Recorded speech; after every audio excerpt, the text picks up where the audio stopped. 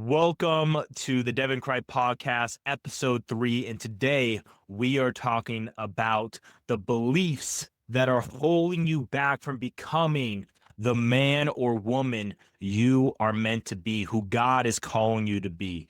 Breaking through limiting beliefs, stepping into divine identity, to divine alignment. All right. You can't consistently create a life beyond the identity you believe you're capable or worthy of living.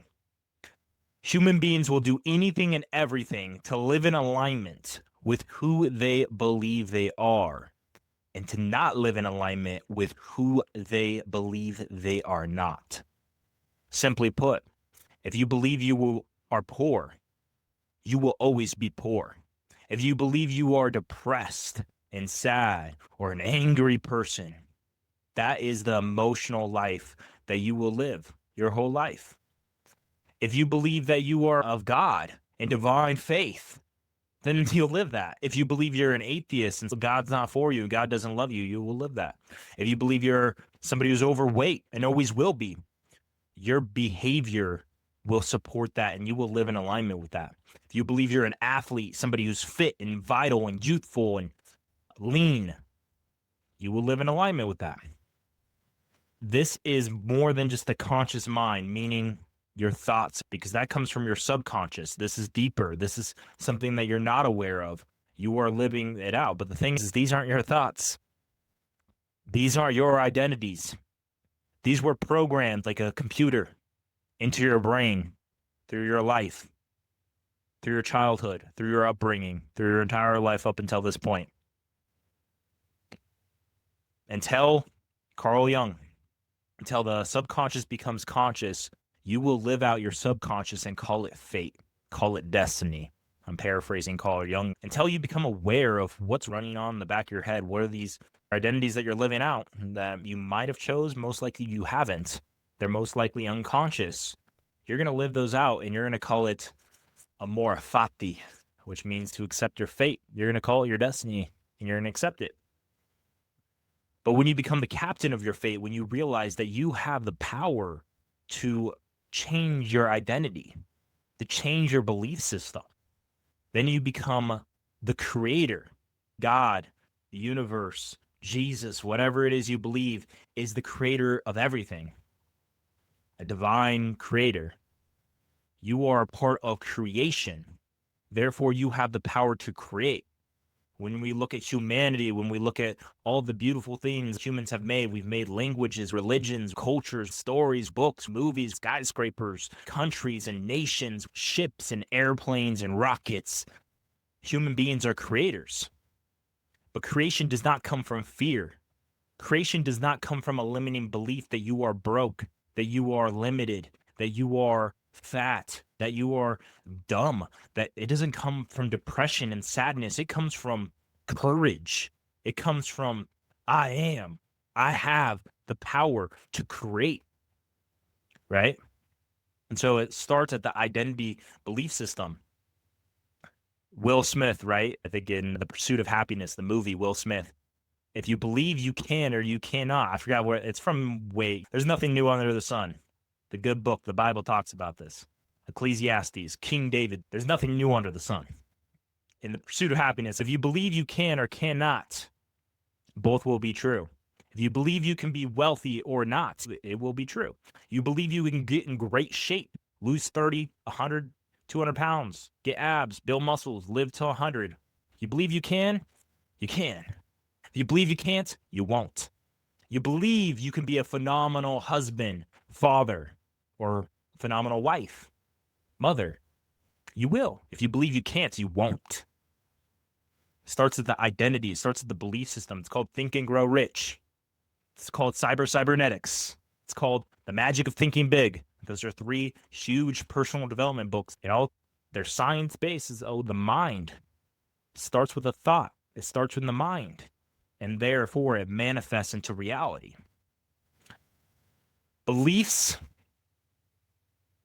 Your beliefs come from your identity. Your identity, a lot of times, is subconscious. It's conditioned. We're talking about divine alignment. Who does God say you are? Who do you believe God thinks you are? And typically your relationship with God, or your image of God, your reflection of God, your perception of God is a reflection of you. It's a reflection of you. It's a reflection of your subconscious mind. It's a reflection of your identity. It's a reflection of your belief system. It's a reflection of your perception of reality. If you don't love yourself, how are you going to feel the love of God? And therefore, from your identity, from your belief system, it dictates your behavior, it dictates your actions, it dictates your results. Psychology is the study of human behavior. It starts from the mind. Your behavior leads to your results. You could change your mind all you want, but if you don't change your behavior, you won't change your results. Your thoughts, your identity, your beliefs dictate your actions, dictate your behavior. And your behavior and actions dictate your results in relationships, in your health, in your finance, in your business. So that's what we're going to get into today. Okay. Dream bigger. Everyone tells you to dream bigger. If you're listening to Grant Cardone or a business influencer, social media, what if the problem isn't necessarily that you need to dream bigger? What if it's who you believe you are underneath them, right?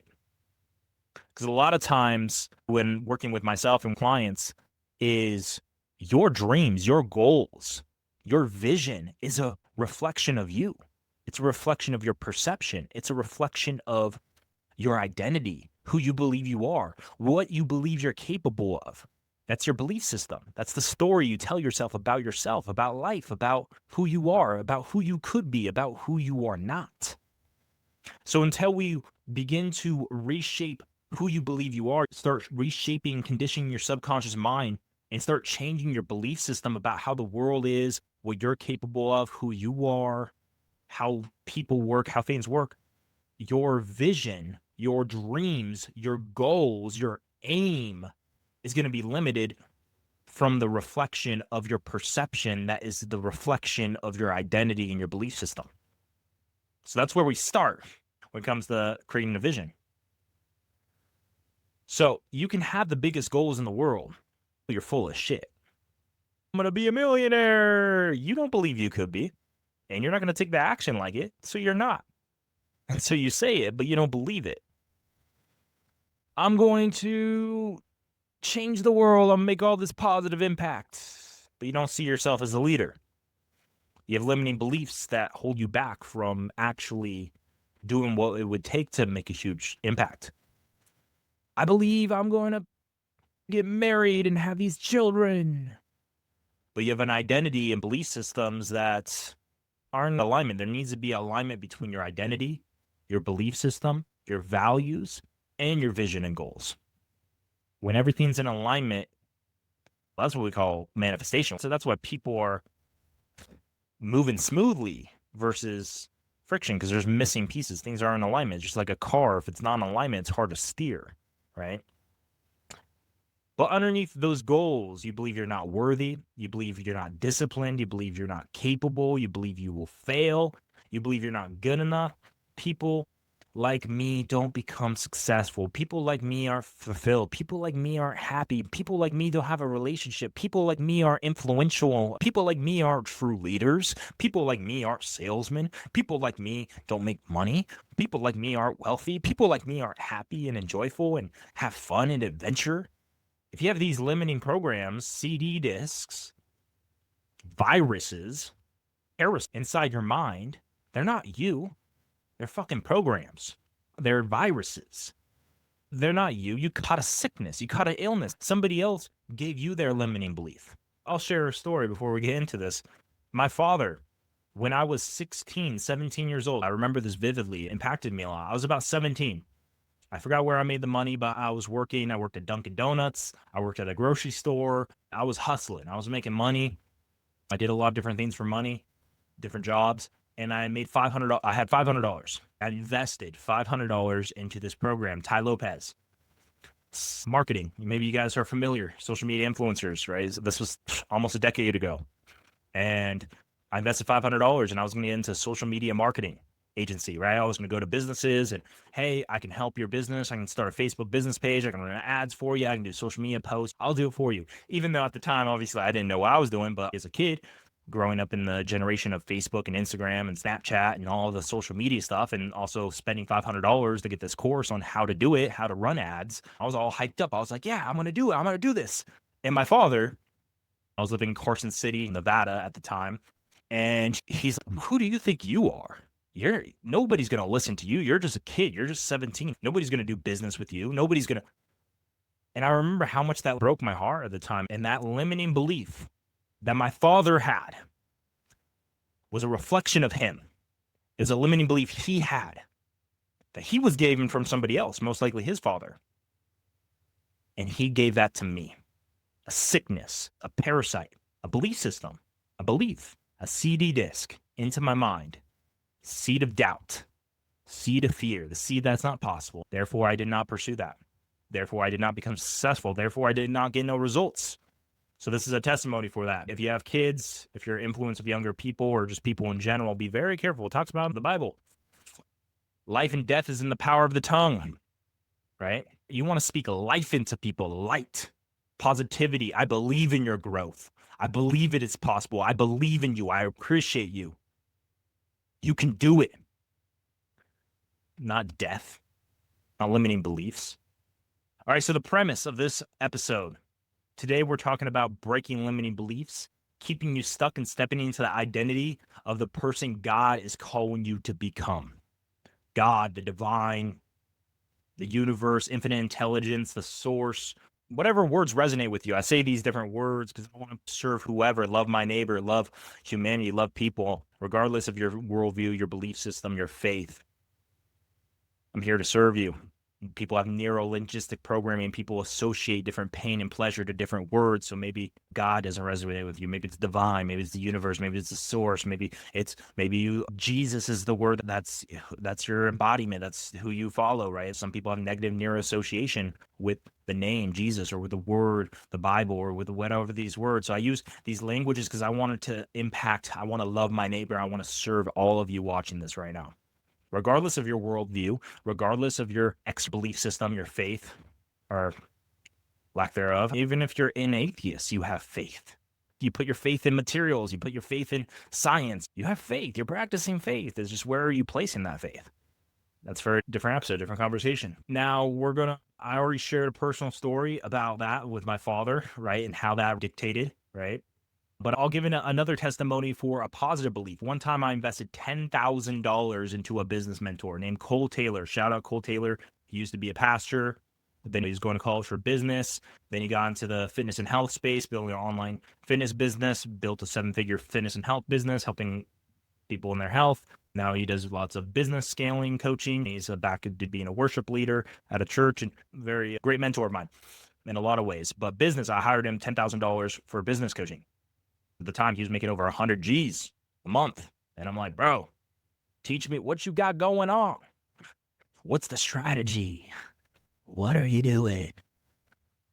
And now I'm really in the deep works of Tony Robbins, and everything he teaches is 80% psychology, your mindset, 20% strategy, the actual marketing, sales tactics, the actual investing tactics, the actual fitness and nutrition, the actual strategies. 80% is like, what's your belief system? What's your identity? What's the psychology around wealth? What's the psychology around business? What's the psychology around having a successful relationship? What's your psychology? And I can be a testimony of that when I was working with Cole Taylor, because he gave me a lot of strategy. That's how you do lead generation. That's how you do marketing. That's how you do sales. Your grand slam offer, Alex Hormozy, $100 million offer, all that.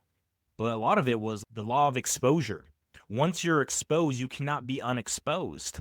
He was giving me game as far as changing my mindset. Why don't you charge this much? Why don't you just double, triple, quadruple your prices? Why don't you just go after wealthier people who are willing to pay you for the same exact service, but pay you more? For example, let's say you're offering a service to somebody who's a millionaire versus somebody who's only has $1,000 in their bank account. The person who's a millionaire is willing to pay you a lot more because they have a lot more resources. Right? Say 10% to the person who has $1,000, that's $100.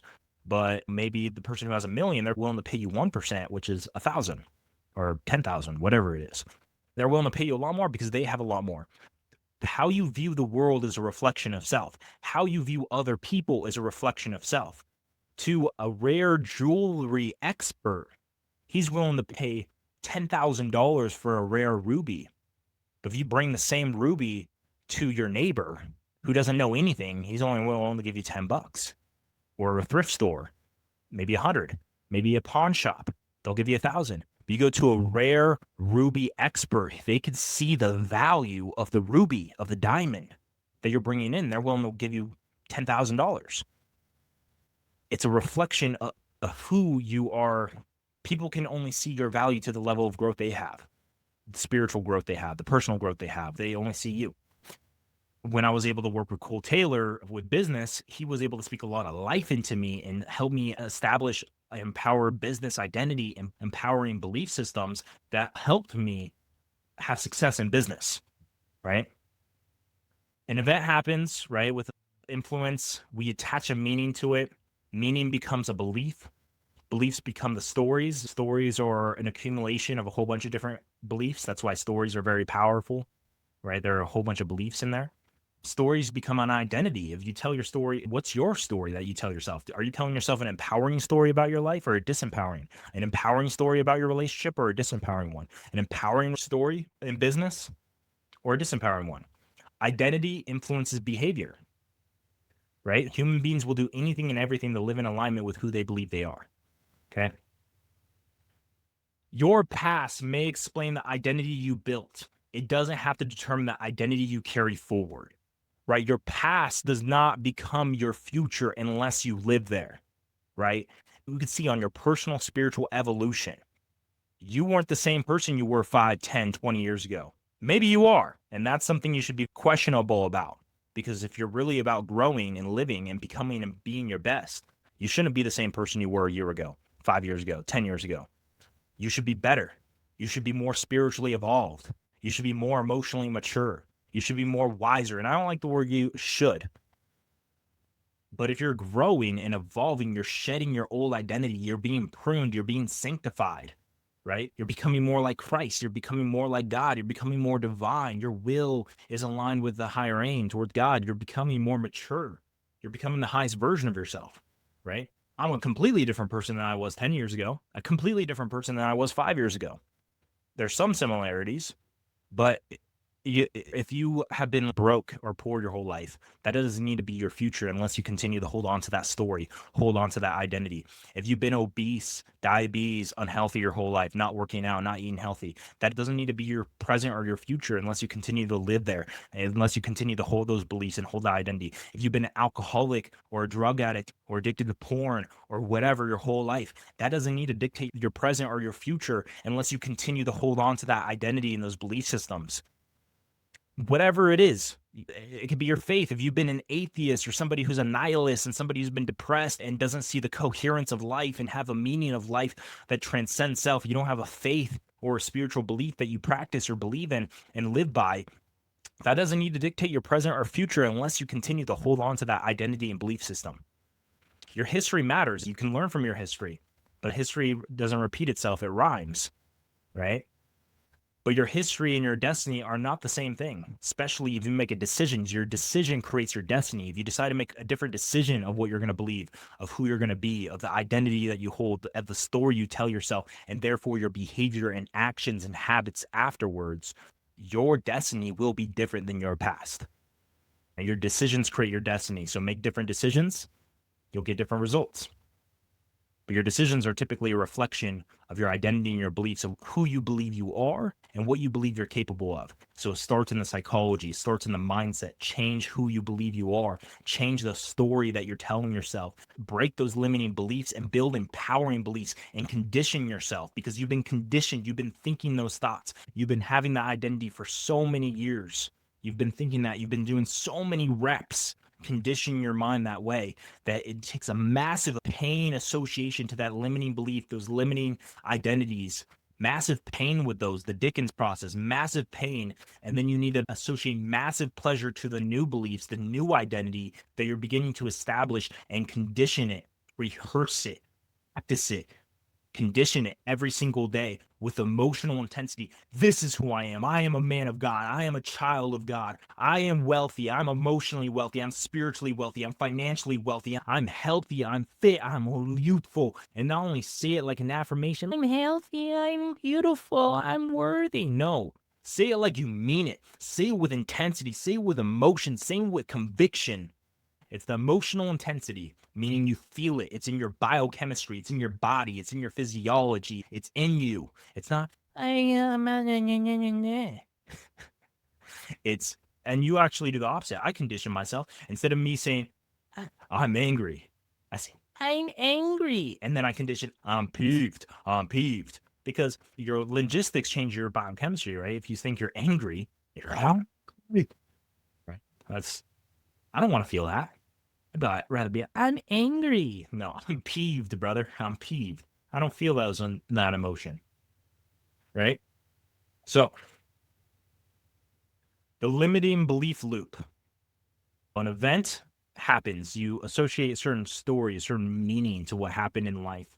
You build up certain belief around it that supports your identity, dictates your action, your behavior, and dictates your results. For example, somebody rejects you in business, or you're a guy and you approach a girl and she rejects you, or a guy rejects you as a woman. Okay, the event happened. You decided, I'm not good enough. You decided, man, my product's not good enough. My service not good enough. I'm not good enough. Whatever it is, you associate a meaning to the rejection. Then you repeat it. You repeat it out loud. You repeat the belief in your head. Eventually, you say it enough time, right? Whatever you say after the words I am, like Jesus Christ said, I am. The reason that was so powerful is the word I am is so sacred, right? God, they had so much reverence for God that they won't even say God's name, right? Which I think is powerful because there's so much division and a lack of God in debating what God's name is when language itself is man-made. Before, in the Abrahamic religions, in Judaism, they held God with such reverence, such fear, such respect, they wouldn't even say God's name, right? So when Jesus said, I am the truth, the light, I am, he was basically saying, I am God, because they wouldn't even say God's name. They wouldn't say it because they had so much reverence for it. But the words after I am, because you're basically associating who you are, or at least who you believe you are, even though what you really are is consciousness. What you really are is a spirit and soul. You are an observer of your persona, your identity, your belief system. You are not any of those things. You believe you are your identity, but your identity is fluid, right? What you truly are is a spirit and soul if you believe in that. If you don't believe in that, it's consciousness, right? You are the observer of your belief system. You're observer of your identities. Most people dissociate themselves with their identity, their persona, their belief systems, their thoughts, and they think they're their thoughts. They think they're their beliefs. They think they're their identity. They think they're their persona, but that's fluid. But what you say with enough repetition and enough emotional intensity after the words I am, so that's why you don't say I am depressed, I am poor, I am broke, I am overweight, I am lonely, I am whatever. You don't say that bullshit. You don't speak that the devil limiting beliefs over you that's going to curse you, literally curse you. You say empowering things. But whatever you say after the words I am with enough repetition and enough emotional intensity, eventually you will believe you are subconsciously, and therefore you'll live that out. So eventually, in this situation, you believe I'm not a confident person. Bullshit. I'm a person. That identity, then you'll avoid rejection. Then you'll never pursue opportunities. You'll never pursue the woman. You'll never pursue the business opportunities. You'll never pursue it because you believe you're not a confident person. You'll always be rejecting. You're not enough. In that example, right? So next, we're going into belief is not the truth. It's something that you told yourself so many times that you believe it's true, right? Years ago, you decided who you were. Years ago, you decided what you're capable and not capable of. Years ago, you came up with this story about your life or who you are. Years ago, maybe when you were 8, maybe when you were 15, maybe when you were 21, maybe when you were 30, you decided what you were capable of and what you weren't. You decided who you were and who you were not. But now you're wiser. Now you have more experience. Now you can make a different decision to tell yourself a different story, to tell yourself you're capable of more, that you can become more, that you can give more, that you can love more, that you can experience more. Maybe it's time for you to upgrade your programming, like the Apple or a computer software system. You need to update your software system. You gave yourself a certain belief system. You told yourself who you were. You gave yourself a certain identity years ago, and you haven't updated your programming. You haven't updated your software. And therefore, you're just going to continue living the same life, getting the same results over and over again until you begin to expand and upgrade your programming, your identity, your belief system, who you believe you are, what you believe you're capable of, and who you believe you're not and what you're not capable of. It's time to upgrade your software system, your belief system, your identity, okay? You need to ask yourself, is this the absolute truth? Or have I simply practiced believing it so many times? For example, can you find people in the world who contradict your limiting belief, your limiting identity? Somebody who's lost 100 pounds. There's hundreds and thousands of people who've lost 100 pounds. That proves that you can too if you have 100 pounds to lose. There's plenty of people who've gone from being raised in poverty who have become millionaires, multimillionaires, billionaires, right? So that it breaks that limiting identity or belief system that you could, just because you were raised in poverty or you're in poverty now, means that's going to be your future forever.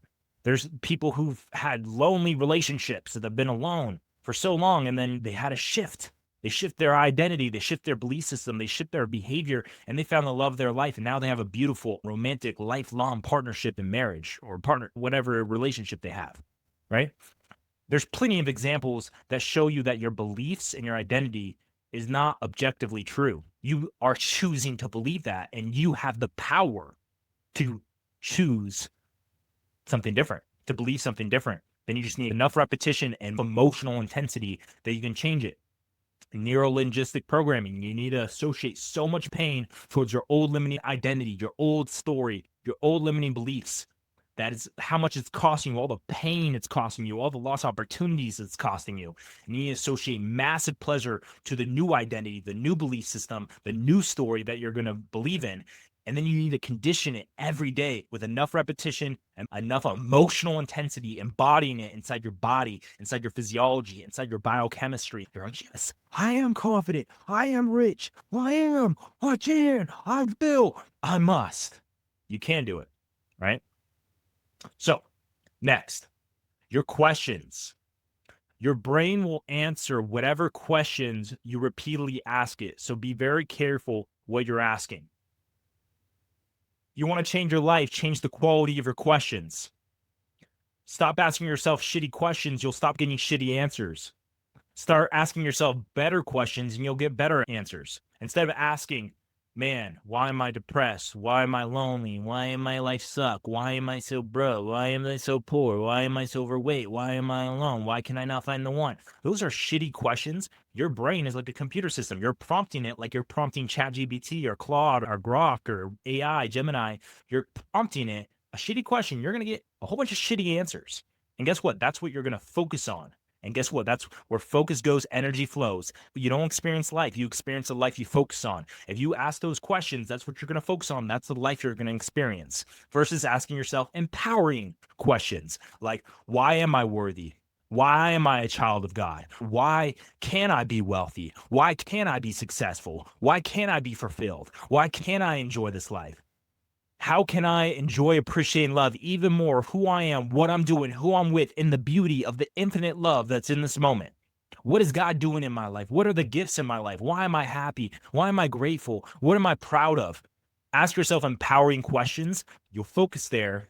More energy will go there. That's the life you'll experience. You'll have more confidence, more certainty, more positive emotions, therefore have a more positive experience of life, and also take more positive habits, actions, behavior to lead to more success and fulfillment. Your questions dictate your focus. Your focus influences your mental, emotional, spiritual state. Your state influences your decisions. If you're sad, depressed, and angry, you're not going to make empowering decisions to move your life forward. But if you feel confident, certain, loving, grateful, peaceful, you're going to make empowering decisions to move your life in a great direction. Your decisions shape your destiny. Amen. All right. So divine identity, who gets to define you? Okay, here we're going to talk a little bit about faith and spirituality. Now we're going to move into faith. Reference Romans 12:2. Transform through the renewal of your mind.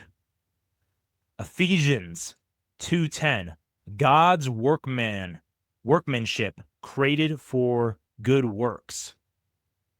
Who gets the final word about who you are? Is it your failures? Is it your father or mother? Is it your childhood? Is it your ex? Is it your boss? Is it Instagram? Is it TikTok? Is it your bank account? Is it your mistakes? Or is it God? Who defines who you are?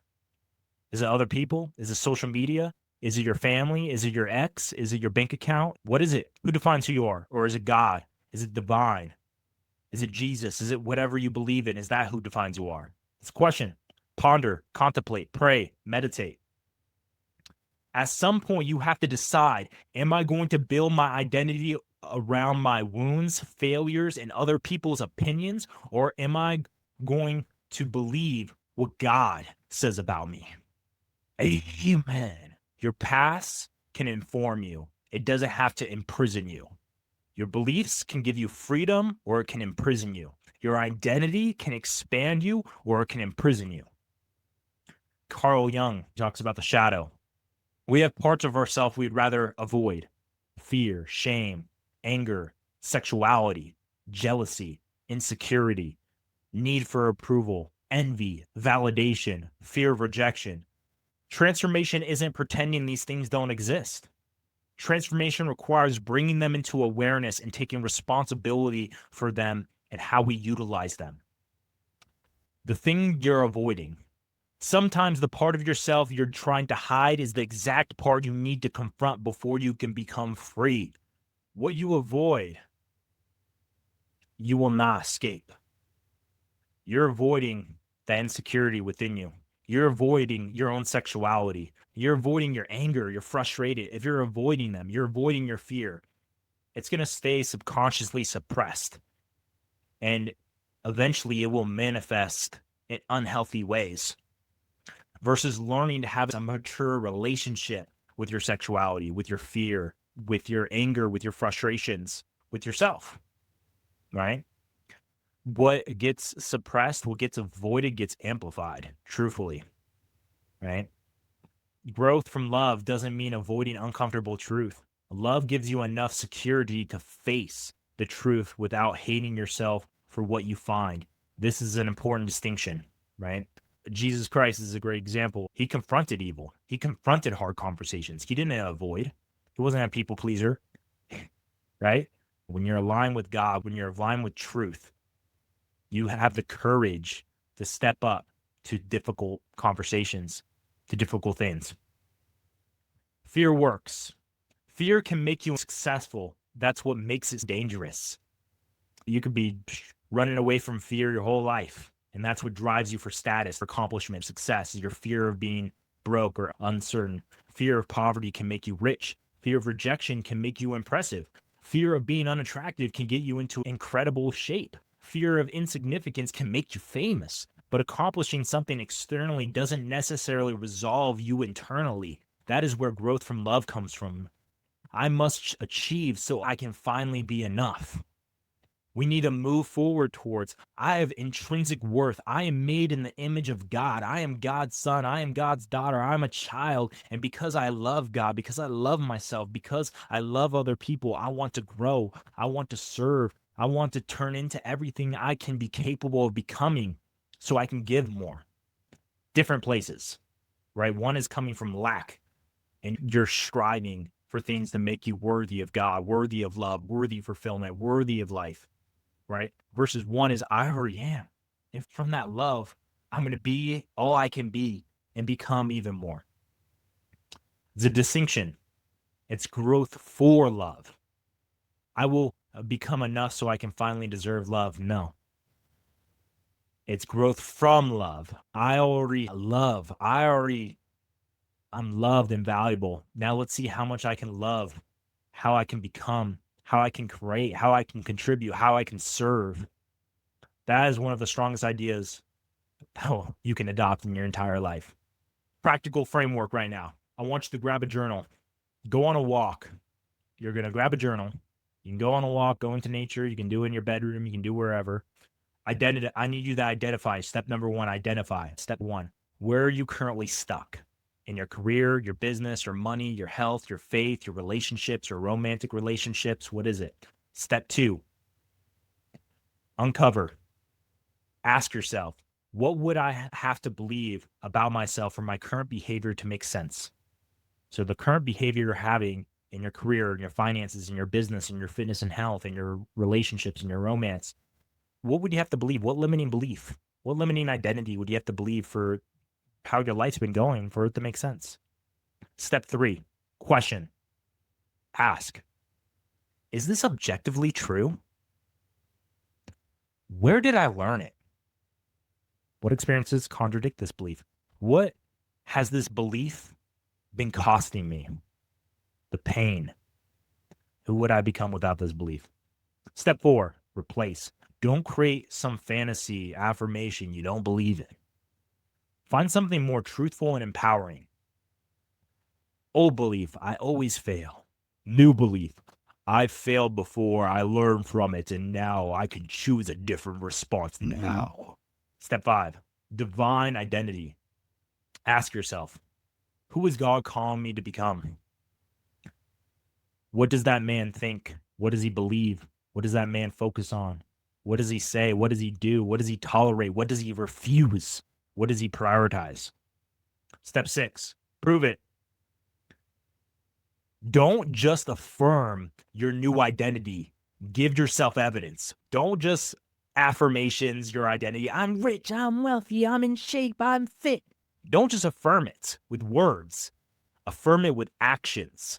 Your actions are votes towards the man that you truly are, towards the person you truly are. Every time you go hit the gym, you are reinforcing the identity that you are an athlete, that you are fit, that you are lean. Every time you eat a healthy meal, you are affirming that you are healthy. So it's not just incantations, affirmations, I'm healthy, I'm fit.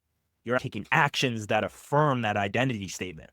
It's not that, oh, I'm wealthy, I'm rich. You're going to work and making money and saving money and investing money and doing budgeting. You're affirming your actions, right? You need to give yourself evidence that it's true. Okay. If you're becoming disciplined, you train. If you're becoming courageous, you make the call, you make the decision. If you're becoming loving, you forgive. If you're becoming a leader, you have the conversation, you speak the hard truth. If you're becoming faithful, you pray, you meditate. Take one action today that proves evidence for the identity you're choosing to build. Identity isn't merely something you declare, it's something you embody. It's something you be and become. Okay. I know I'm capable of more. Some of you don't need somebody to convince you that you're capable of more. That's exactly why where you are right now is so frustrating. You already know you're capable of more. You don't need somebody to validate you. You know intrinsically, you know within your soul, you know within your consciousness that you are called, that you are more than you're being. You can become more than you've been living. You already know. And that's what eats at you. I know this. We are all like this because I truly believe we are all divinely called to be and become more. Maybe you're doing pretty well in your finances, your career, your business. Maybe you're doing pretty well in your fitness and health. Maybe you're doing pretty well in your relationships. Maybe you've made the money. Maybe you've built the career. Maybe you've gotten to shape. Maybe you've accomplished things that people admire about you. But privately, you know there's another level. You know you can become more in your faith, in your leadership, in your influence, in your relationships, in your career, in your business, in your health, in your contribution, in your service, in your impact, in your purpose. There's a gap between the man that you're currently living and the man that you know you're destined to become, that God is calling you. And closing that gap isn't always about learning more or doing more. It's about becoming more, becoming something different, a higher level. Your decisions create your destiny. Stop waiting to feel like the man you're called to be and become before you start acting like him. Act like him is a part of how you become him. Ask yourself, what would it be to be more like a man of God? What would it be to be more like a man of service, to be more of a man of growth, to be more of a man or a woman, a person of love, to be more of a business owner, to be more of a servant, right?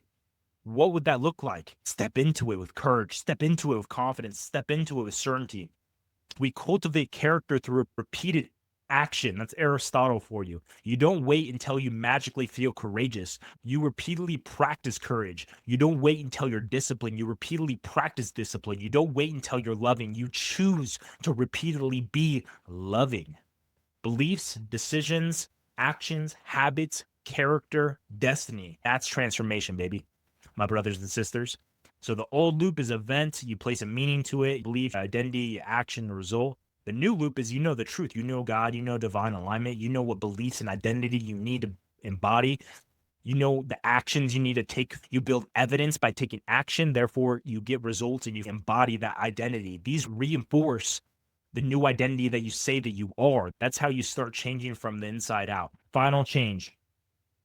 Challenge. I'm not going to give you 10 things to do this episode. I'm going to give you one. Take a journal. I want you to journal, pray, and meditate. Write these 4 sentences. My limiting belief was blank. You're going to write your limiting belief. Truth I choose instead. You're going to choose an empowering belief. Man God is calling me to become is boom, or woman. The action I'm taking in the next 24 hours to affirm this. What bold action are you going to take in the next 24 hours to affirm those? Those are the 4 questions. Your old limiting belief, your new empowering belief, the man or woman God is calling you to be, and the action you're going to take in the next 24 hours to reinforce this new identity. Don't close your journal until you've decided exactly what you're going to take action on. You need to take action. Knowledge without action is useless. That's where you get results, is action. This is where you embody it. Okay? And if you're listening to me, I know you're capable of more. I know you can become more. I know that you could be a man or woman that God is calling you to be, and that's who I help people with one-on-one in my coaching program. If you want help stepping into everything that God's calling you to be, to live a beautiful, meaningful, and purposeful life, to create breakthroughs in areas that you feel stuck in, to break and destroy limiting beliefs and identities, and build new empowering beliefs and identities so you can step into all that you're meant to be and be a true vessel of the divine and God, and to create everything that you're meant to be creating in this world. I would love to have a conversation with you, see if I can help you solve your problems, accomplish your goals, and create this transformation that will transform your life forever. Click the link below to apply for my one-on-one coaching program, and we can have a conversation to see if it's a good fit. The book Growth from Love is out now. I have a link in the bio as well if you guys want to check that out. And that is the podcast episode. I pray and I hope that you got a lot of value from this. Do the exercise and build a new empowering identity and belief system. It's your coach, your guide, Coach DC, Deven Cripe. Till next time, God bless you. I believe in you. May God be with you, and may 2026 be the best year of your life. Till next time, peace out. Comment, share, subscribe on the Deven Cripe Podcast.